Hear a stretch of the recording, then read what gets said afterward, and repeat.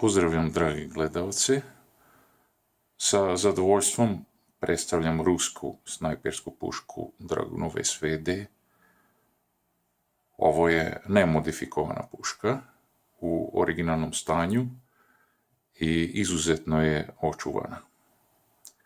Kalibar je 7,62x54 R.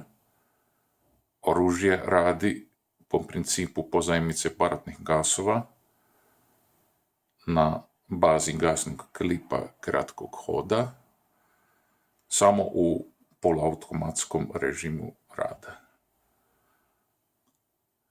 Ovaj primjerak je iz 1994. godine i negdje do pre 2 godine čuvan je u konzerviranom stanju, odakle je i legalizovan.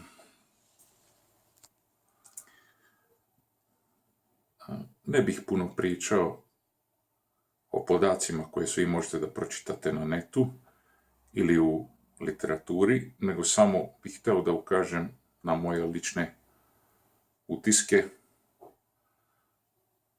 na izgled oružja i na razlike u odnosu na naše sastavine poluautomate M76 i M91. Kada se uzme u ruke, Dragunov je samo nešto malo teža puška od klasične Mauser, recimo po tipu zastava M70, i teži 3,8 kg. Dužina cevi je 62 cm i hromirana je ne samo unutrašnjost, nego i gasna komora, cilindar, regulator, kao i kanalić u kojem se kreće šipka za pomeranje nosača zatvarača. U odnosu na prve serije Dragunova, koje u cevi imaju korak uvijanja žljebova od 1 na 32 cm, ovaj ima korak uvijanja od 1 na 24 cm, što se objašnjava uvođenjem nove snajperske i probojne municije sredinom 70. godina tipa 7N14. Sanduk je od glodanog čelika. Mehanizam za okidanje se može izvaditi pri rastavljanju puške i osjetno je lakši od PASP. Šina na levoj strani sanduka se razlikuje od zastavnih modela i glodana je u jednom komadu, znači nije nitovana kao kod M76 i M91. Originalni optički nišan PSO1 i njegove civilne varijante se mogu montirati na PASP, dok se nosač optike za zastavu tipa zrak ne mogu se postaviti na SVD. Kada rastavite pušku Dragunov i uzmete u ruke zatvarač i nosač, odmah možete primijetiti razliku u materijalu u odnosu na zastavu. Oni koji imaju sačmaricu Baikal MP153 imat će utisak da su zatvarač i nosač napravljeni od istog materijala. Ja lično nisam siguran u to, ali meni liči, pošto ja imam pomenutu sačmaricu.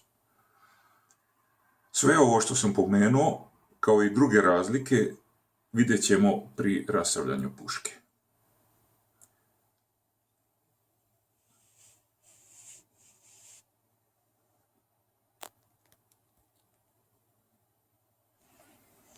Kada rastavljamo snajpersku pušku, prvo izvadimo magacin.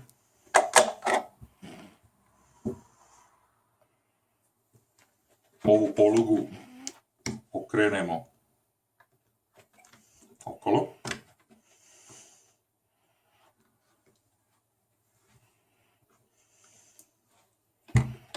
Podignemo poklopac. Oprezno podignemo jer je poklopac i opruga povratnog mehanizma u jednoj cjelini i može snažno da odbaci. Vidite, dragi gledalci, da je nosač zatvarača sa zatvaračem apsolutno različit u odnosu na zastavine. Možemo vidjeti izgled materijala.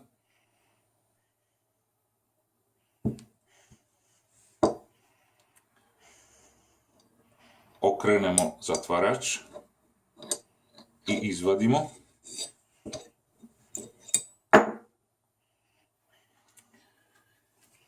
Obrazinu možemo, ali ne moramo skinuti.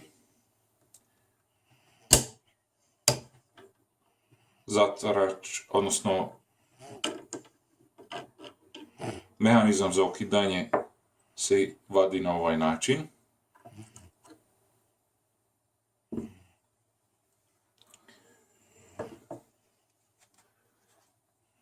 Ovdje možemo vidjeti kako je unutrašnjost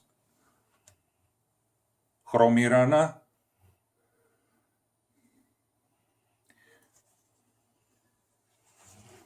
Nastavljamo sa rastavljanjem puške. Ovu polugu, ovo se sad teško može. Ovako okrenemo. U ovom položaju ovo dižemo. I prednje obloge skidamo na ovaj način. Ovo će sad ići teško jer je puška izuzetno nova. I sve je jako čvrsto.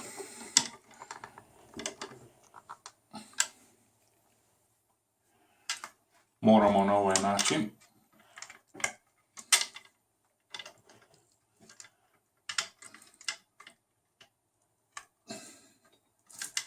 Baš neće.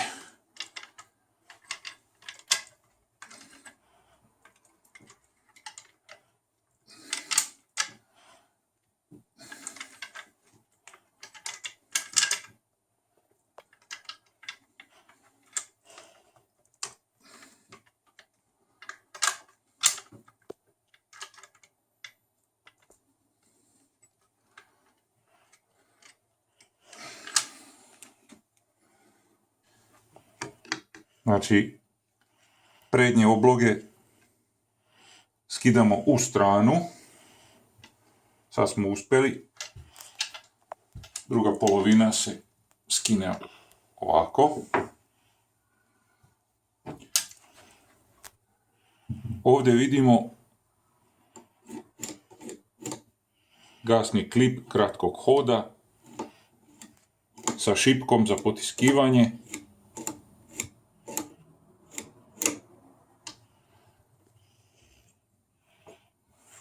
Koji ćemo izvaditi. Gasni klip kratkog hoda.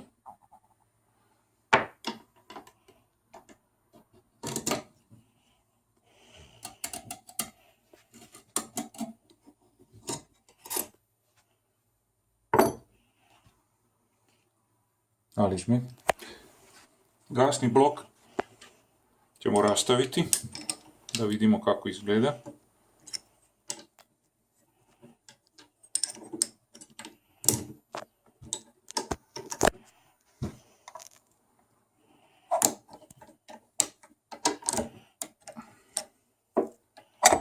Ovo će sad ići lako.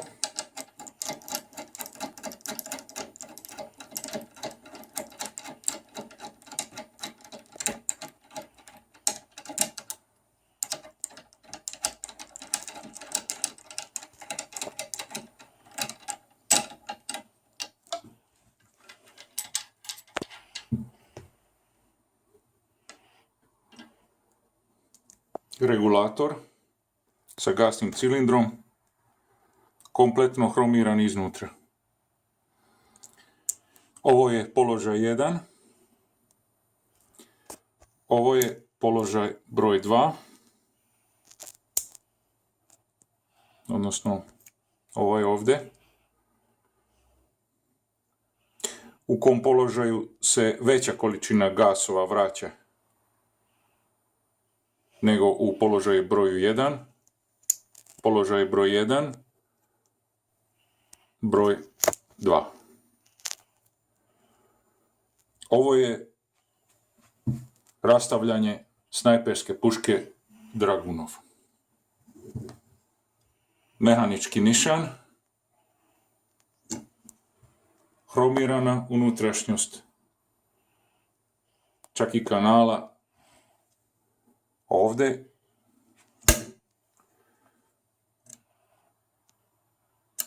Ovaj trn služi za zadržavanje nosača zatvarača sa zatvaračem u zadnjem položaju pri zadnjem metku iz magacina, koji također nije prisutan kod zastavenih paspa.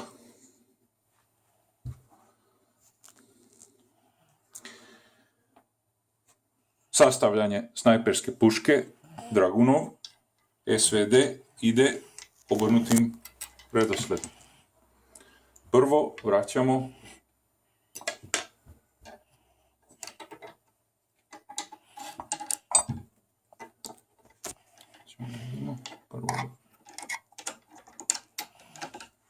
ćemo vratiti.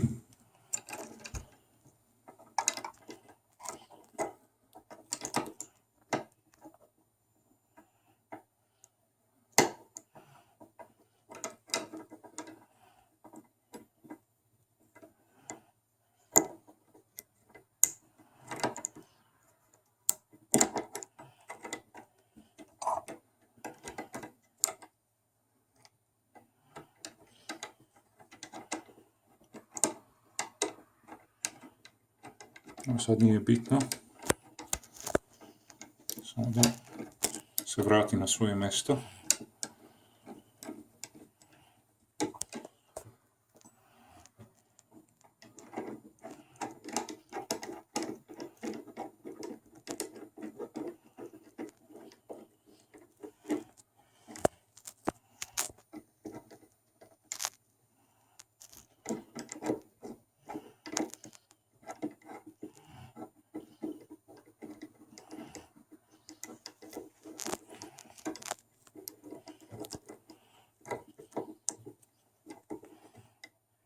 I stigli smo do kraja.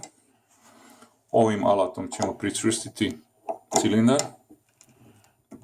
zategnuti.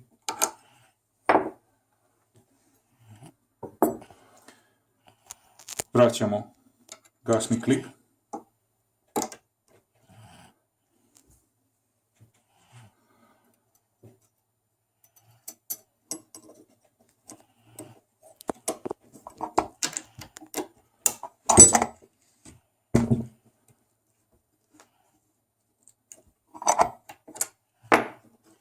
Odnosno prvo ne, nego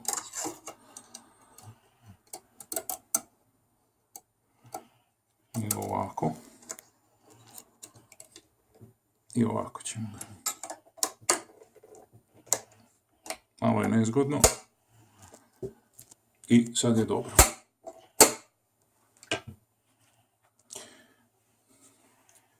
Vratit ćemo obloge.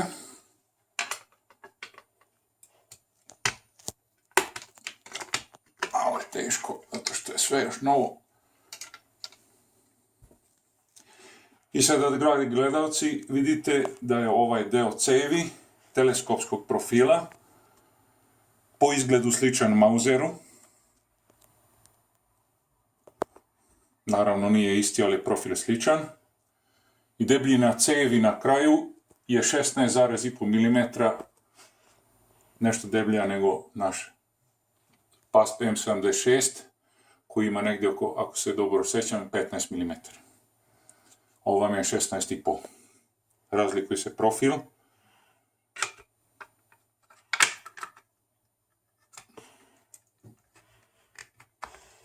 Sad smo vratili. Idemo dole. Ovo će sad biti. Sad smo ovu polugu vraćamo na prvobitni položaj i zatvorimo.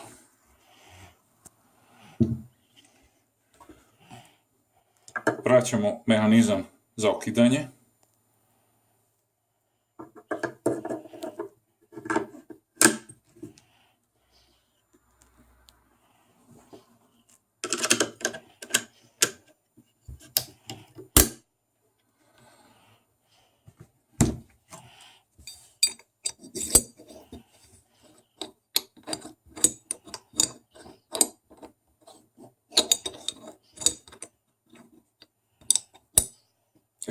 Sad je dobro. Vraćamo ga ovdje.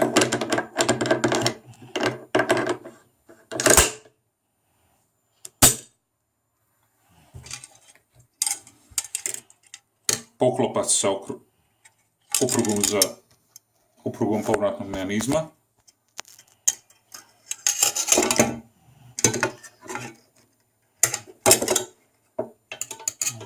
I sad ovo mora biti u zadnjem položaju, a poklopac ima ovdje mjesto gdje ulazi.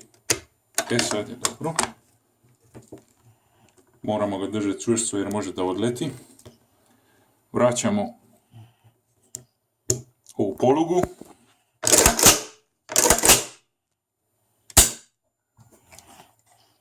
Vraćamo magacin i SVD Dragunov je sklopljen. Dragi gledalci, nakon sklapanja puške da napomenem par stvari koje su važne, kritične za postizanje neke određene preciznosti sa ovom puškom. Ova puška fabrički ima deklarisanu preciznost od 60 mm na 100 metara, 6 cm ili 2 uglovne minute. Mi kao obični korisnici možemo da postignemo mnogo bolje, a i mnoge gore rezultate od ovoga. Ako uzmemo u obzir postojanje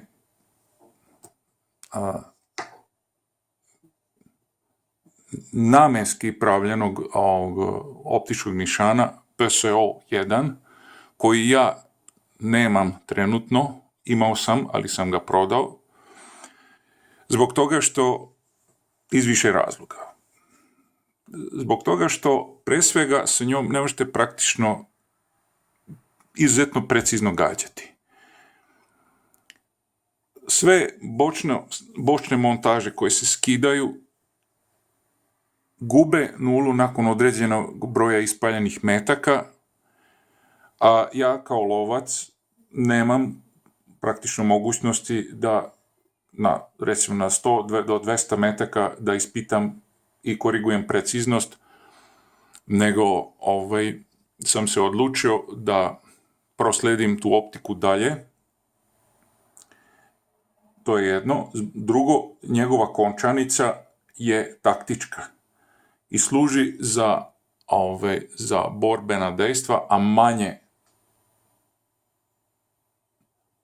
korisno za lov. Ali pre svega da vam pokažem fiksnu montažu koju sam kupio iz Rusije. To je SAG montaža za Dragunov, visoki tip. Visoki tip je zbog toga što kad se montira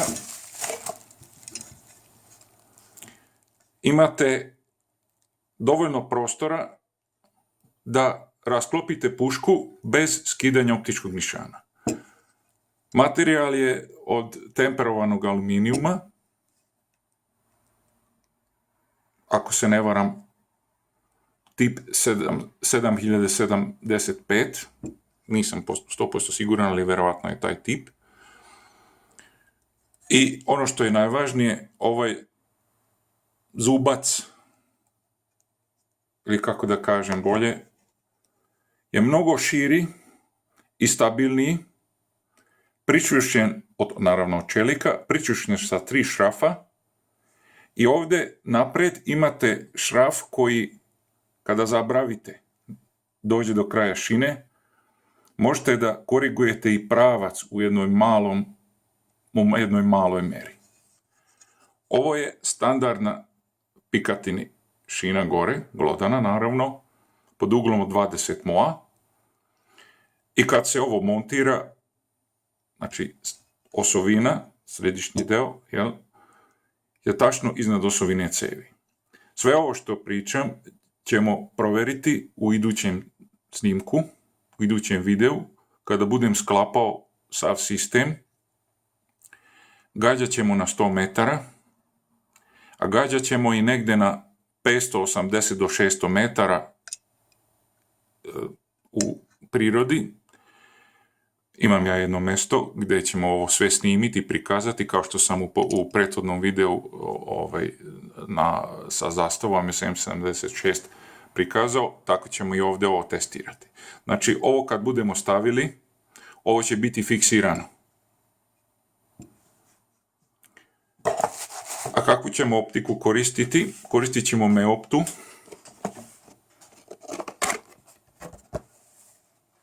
Dobro, sad ovo nije toliko važno. Mogao sam ih spremiti, ali ajde.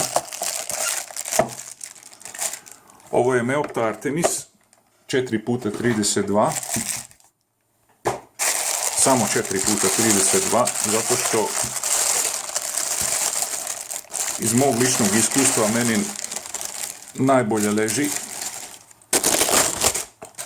povećanje od 4 puta. Od 4 puta. Tubus je od čelika, izuzetno čvrste građe. Sad ćemo probati da li se vidi končanica. Jeste, vidi se. Je modifikovana četvorka sa balističkim tačkama poznate veličine koje sam ja testirao sa svojom zastavom M76, isti tip optike, samo je variabilna bila i izuzetno je precizna. Bez ikakvog problema sa četvorostrukim povećanjem na 600 metara se moglo postići izuzetno dobre grupe. Naravno uz fiksnu montažu i municiju i naravno uvežbanost. Dragi gledalci, otprilike ovoliko sam htio u ovom prvom videu. Kad sve budem sastavio, napravit ćemo nov video pored Tise, ovdje se nalazimo u Vojvodini. Napravit ćemo